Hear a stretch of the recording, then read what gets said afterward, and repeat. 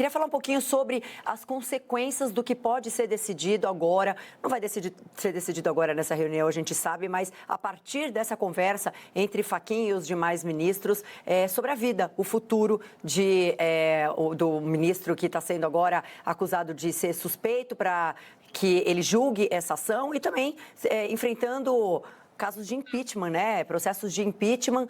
O que a gente pode imaginar a partir de agora se ele continuar à frente desse caso ou não? Quais seriam as repercussões, os impactos políticos e institucionais dessas decisões a favor ou contra a continuidade dele à frente do caso? Olha, Andressa, eu diria, um teste para o STF. Esse é um teste que a gente acompanha esses casos do STF há muitos anos aqui na Band, né? Começando com os inquéritos lá em 2019, nós estamos em 2026. Nós estamos falando de quase 7 anos de situações um pouco estranhas no STF. Né? E vamos lá, esse caso caiu na opinião pública, a mídia, o jornalismo investigativo, enfim, ele toca numa questão ética fundamental. Então, obviamente, é um enorme constrangimento inclusive para a Suprema Corte. Né? Inclusive para a Suprema Corte. Vamos lá, na questão do Toffoli, por exemplo, ele vai liberando as informações a conta-gotas. Né? Ninguém até agora, até as revelações de ontem, sabia que o Toffoli era sócio daquela empresa e recebia dividendos da empresa. Quer dizer, o ministro assume o comando de uma investigação, assume a relatoria de uma investigação, não é, na qual ele tem informação, por exemplo, que os irmãos têm negócios com a empresa que é investigada, né, fora a questão do jatinho, da carona. Alguém pode dizer, bom, o jatinho, a carona não é tão grave, mas os irmãos serem sócios, terem tido aquisição de cotas por parte de uma empresa ligada, né, à empresa investigada, é o Daniel Vorcaro, bom, aí tem um outro grau de gravidade. Agora, se o ministro mesmo é sócio da empresa familiar, né, e nunca constou em papel nenhum, em lugar nenhum, e agora aparece porque casualmente foi capturado um telefone, mensagens que, pela informação, haviam sido apagadas, mas foram recuperadas pela Polícia Federal. Então, só agora vai para o Supremo Tribunal. Olha, a primeira pergunta, se eu fosse ministro do Supremo Tribunal Federal, não tenho essa pretensão aqui, mas se fosse ministro, eu perguntaria o seguinte: ministro Toffoli, por que o senhor não declarou no início, olha, tem diálogos meus com o Vorcaro, né, eu sou sócio dessa empresa, desse resort, eu recebi valores dessa empresa, né, cujas cotas foram adquiridas por uma empresa ligada ao investigado, talvez eu seja suspeito, né, talvez eu não deva assumir a relatoria desse caso. Então é uma situação realmente muito constrangedora. Eu imagino que algum ministro vai fazer essa pergunta para o ministro Toffoli nessa reunião. Né? Agora, vamos lá. Algumas semanas atrás, nós tivemos a revelação de que a esposa de um outro ministro tem um contrato de 129 milhões com a empresa, né, com a empresa que está sendo investigada, com o empresário que está sendo investigado, e cujo processo, em algum momento, será julgado pelo marido, né, que é ministro, que é juiz, portanto, no tribunal.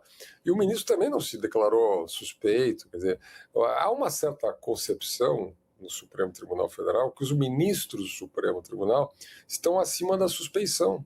Dado que são ministros, estão acima de qualquer suspeição, não é? Estão acima da codificação ética das pessoas normais, dos juízes ordinários de primeira instância ou segunda instância. Isso é um equívoco. Então, esse é um teste, porque se esta reunião, se o ministro Fachin, ele é o primus inter pares, né? Ele não é o comandante, ele não é chefe, não tem relação hierárquica com os outros ministros. Então é um colegiado. Mas se o colegiado deliberar ou decidir ou aconselhar o presidente a que recomende o afastamento do ministro Toffoli ou o envio para a primeira instância ou a troca de relatoria, será a primeira vez em muitos anos que a gente vai assistir um recuo por parte do Supremo Tribunal Federal. Algum tipo de autocrítica, algum tipo de, enfim, de reconhecimento de que tem um problema. Tem um problema de suspeição, que os ministros não são, assim, deuses do Olimpo, né, que estão acima de qualquer suspeita, que, enfim, podem ter negócios com os investigados, as suas esposas podem ter contratos gigantes com as empresas que têm processos julgados, que pode andar no jatinho, que pode fumar charuto, que pode ser amigo e tal. Então, portanto, é um momento muito importante para o país, eu diria, para as nossas instituições. Isso. Nessas investigações que estão sendo feitas, tem duas contradições, parecem muito claras. Primeiro, o ministro dizer que não é amigo do Vorcaro. Bom, se não é amigo do Vorcaro, por que troca mensagem com o Vorcaro? Por que você troca mensagem com um banqueiro, não é? Eventualmente recebe convites para ir numa festa de aniversário, de casamento, etc., se você não tem amizade com ele? Esse é o primeiro ponto. Segundo ponto, ele não sabia, ele disse que não sabia quem eram os proprietários, ou investidores, ou gestores, ou acionistas do tal do fundo que comprou as ações do resort, não é? Que redundou em dividendos pagos a ele próprio. Bom, mas se havia nesses diálogos discussões ou informações ou diálogos referentes a pagamentos, aos negócios, ao resort, como vem sendo veiculado, então, bom, ele sabia, né?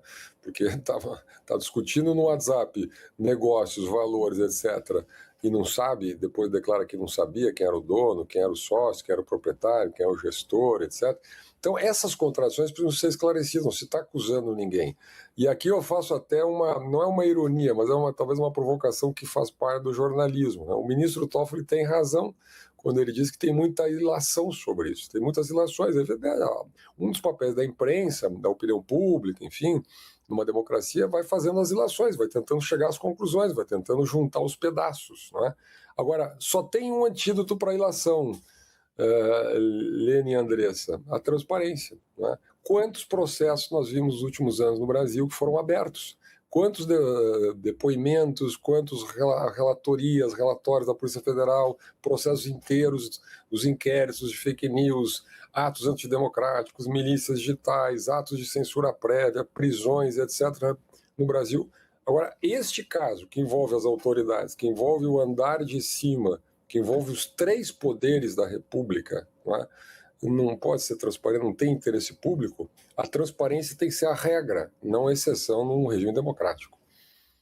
Ô Chile, e já tem quem diga que está pior do que somente a suspeição, e somente eu falo porque tem a questão policial, né, envolvendo inquérito, envolvendo acusações criminais, o Toffoli, e também já tem quem compare que é muito pior do que o Vaza Toga, quando colocou ali em xeque algumas mensagens do Alexandre de Moraes e tal. Agora, eu queria lembrar aqui de um nome, porque desde ontem, quando a gente deu aqui no segunda edição, a exclusiva do Túlio com essas mensagens e tal, desde ontem à noite repercutindo, eu fui procurar e eu vi o nome do David Easton, que é um cientista político canadense americano. Ele foi muito importante, principalmente por introduzir a ideia da teoria dos sistemas na ciência política. E aí ele fala muito da legitimidade específica e difusa. E eu queria te ouvir a respeito. A gente pode levar para um lado de legitimidade difusa, estrutural do judiciário ser questionada, colocada à prova agora e até realmente cair por terra quando a gente fala de um ministro com envolvimento num caso escandaloso, que é o caso do Banco Master, diretamente com Daniel Vorcaro.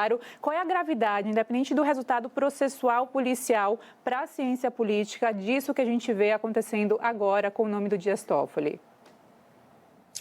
Olha, eu acho que a gente tem que ter uma certa prudência, Lene, porque o que importa para a sociedade, na minha visão, desde o início desse processo, é uma coisa chamada Estado de Direito. Estado de Direito significa o seguinte: Daniel Vorcaro não tem foro por prerrogativa de função, ponto. Isso é um fato, é um dado. Quer dizer, o fato do processo dele ter sido enviado ou puxado, como se diz, para o Supremo Tribunal Federal, já é uma anomalia. É uma anomalia evidente. Os executivos do banco, o próprio Vorcaro, não tem foro. Então tem um negócio imobiliário que é periférico dentro de toda essa constelação de negócios que diz respeito ou pode dizer respeito ao deputado federal. Nós tivemos aqui mesmo na Band a entrevista com o ministro Marco Aurélio Mello, aposentado pelo Tribunal Federal. Ele nos disse textualmente: sempre foi prática do STF, nesses casos, seccionar o processo, e o que diz respeito especificamente ao deputado que tem foro vai para o Supremo. Os demais, quer dizer, o processo, o tronco do processo, o processo principal, vai para a primeira instância. Se tem alguém com foro, destaca e vai ao Supremo Tribunal Federal. Agora, fazer toda a investigação, o núcleo da investigação, o centro da investigação, que nada tem a ver com o foro no Supremo Tribunal Federal, é muito estranho. É muito estranho. E aí a pergunta que deve ser feita é por que cargas d'água o próprio ministro Toffoli aceita assumir ou assume a relatoria desse caso, quando ele sabe que tem todos esses envolvimentos. Tem duas hipóteses. A primeira hipótese, que na minha opinião, ela circula muito por aí, nos meios políticos e tal, mas a minha opinião ela é quase inacreditável. A ideia de que ele imaginava que pudesse controlar o processo, então manter o processo sob controle, na medida que ele sabia que seria mencionado. Vamos só linkar os fatos. Na semana passada, o ministro Toffoli fez aquela declaração que ficou aí conhecida, né, na mídia e tal. Ele disse: ministros podem ser sócios de empresas, juízes podem ser sócios de empresas. Ele até adendou isso com muita ênfase, né? O ministro Alexandre de Moraes falava das palestras e tal, e o Toffoli disse: pode ser sócio das empresas. Na minha impressão, ele estava claramente antevendo esta revelação, que acabaria vindo, porque o celular foi apreendido, de que ele é sócio de uma empresa. Então ele reafirma, né, o código da magistratura, que é utilizado seletivamente, né, e quando o código, digamos assim, interessa, ele é utilizado. Quando o código não interessa tanto, os ministros do Supremo supõem uma espécie de excepcionalidade. Né? Mas vamos lá. Então, esse é um ponto central em todo esse processo. Se o ministro sabia que teria todos esses envolvimentos, que tinha todos os envolvimentos, não é? Por que aceitou? Imaginaria que pudesse controlar a investigação? Acho essa hipótese muito ingênua, não é? Muito ingênua. Não é? Talvez ele imaginasse que fosse acontecer com essa investigação o que aconteceu com as outras todas. As investigações, inclusive, que tu mencionaste da Lava Toga, a Vaza Toga. Né? O que é a Vaza Toga? Fundamentalmente são as denúncias do Eduardo Tagliaferro, que tem outra natureza. Significam, digamos assim, atentados contra os direitos individuais, perseguição de pessoas, documentos forjados para incriminar pessoas, né, rupturas ao devido processo, uma espécie de justiça informal que se criou ali depois do 8 de janeiro para mandar prender aquelas pessoas. São denúncias muito graves, mas como elas entram na polarização política, porque do outro lado estavam os tais bolsonaristas, então muita gente acha que está bom. Né? Se é uns bolsonaristas, para que a gente vai se preocupar com isso? Né? E o que aconteceu naquela denúncia é que o denunciante virou réu. Né? Além de não ter sido investigado nada, o ministro lançou uma nota, disse que não tinha nenhum problema e, né, o Eduardo Tagliaferro foi transformado, foi convertido em réu, está fugido do Brasil, inclusive. Né? A minha impressão, uma hipótese, é que o ministro Toffoli imaginou em algum momento que pudesse acontecer a mesma coisa com a relatoria, não ia recuar, ia dar uma nota, como ele fez hoje, dizendo que não tem nenhum problema, que o juiz pode ser sócio de empresa, que ele não conhecia nem era amigo do Vorcaro, que ele não sabia quem era o proprietário, os gestores daquele fundo, então não tem nenhum problema. Se não tem nenhum problema, são apenas ilações, é apenas uma conversa fiada. Não é? A única maneira de resolver isso, de novo, volta ao início da minha colocação aqui, transparência. Esse processo tem que ir para a primeira instância, não é? Um juiz realmente sorteado, juiz natural, na instância devida, com absoluta independência para conduzir esse processo como um todo. A Polícia Federal tem que ter liberdade para fazer a sua investigação como uma instituição de Estado. E vou mais além. Pergunta é, em que momento a PGR vai acionar o Supremo pedindo a suspeição do ministro?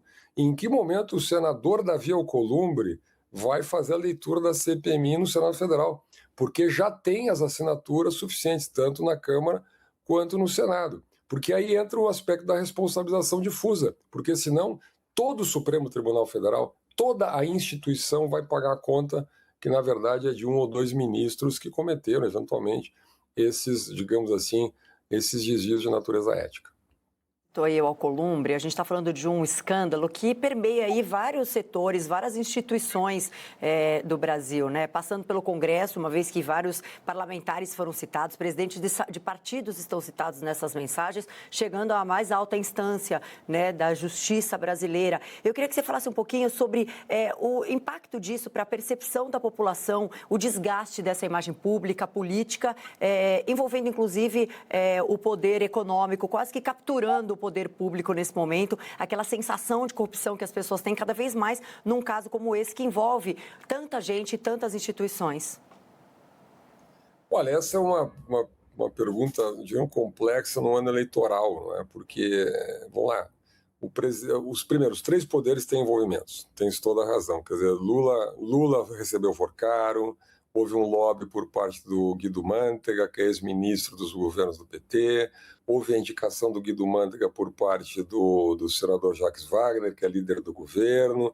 Então, tem envolvimentos no campo do executivo. O próprio ministro Lewandowski, ex-ministro Lewandowski, manteve durante praticamente toda a sua gestão, à frente do Ministério da Justiça, um contrato com o Banco Master. Né? Só isso já seria um objeto assim, de grande repercussão, né? Só no Brasil que isso aí acaba sendo mesmerizado, assim, diminuído em termos de importância, né? Porque vamos pensar assim, né? Um caso que já é público, que já explodiu na opinião pública, já é matéria, objeto de investigação, o ministro não se sente desconfortável em manter no seu escritório, com seus familiares, seus filhos, né, um contrato com a própria empresa investigada. Né? Agora, no Legislativo também, senadores que eventualmente propuseram aumento lá do fundo garantidor de crédito, né, a R$1 milhão, sendo que o Daniel Vorcaro mesmo declarou que todo o nosso negócio é lastreado no fundo garantidor de crédito, né, que o limite é 250 mil. Se passasse a 1 milhão, imagina o tamanho do rombo que haveria no fundo, no sistema financeiro nacional, se tivesse sido aprovado em um certo momento a ampliação desse fundo para 1 milhão e o Banco Master operando, né, com a sua rede no mercado financeiro, com um limite de crédito de R$1 milhão. Né, só para... E aí, o que se fala, quer dizer, a bancada do Banco Master no Congresso Nacional. No Judiciário, está claro, a gente já comentou aqui. Então, vamos lá, isso é uma característica brasileira, isso é uma característica do chamado patrimonialismo brasileiro, do chamado capitalismo de laços. Num certo momento, um empresário, como Vorcaro, ele percebe que é um grande investimento no Brasil você pagar R$1 milhão a um ex-ministro da Fazenda que tem acesso ao presidente da República. Que é um grande investimento no Brasil você pagar 129 milhões para contratar a esposa de um ministro do Supremo Tribunal Federal. E você acha que você descobre que é um grande negócio você pagar mais 5 milhões e tanto para um outro ministro do Supremo para contratar o seu escritório. Enfim, no fundo é disso que se trata. Daí a importância desse caso. E por isso que, na minha interpretação, posso estar errado, mas a minha interpretação é que este é o típico caso para uma CPMI no Congresso Nacional, com independência, pluripartidária, abrangente, envolvendo as duas casas do Congresso Nacional.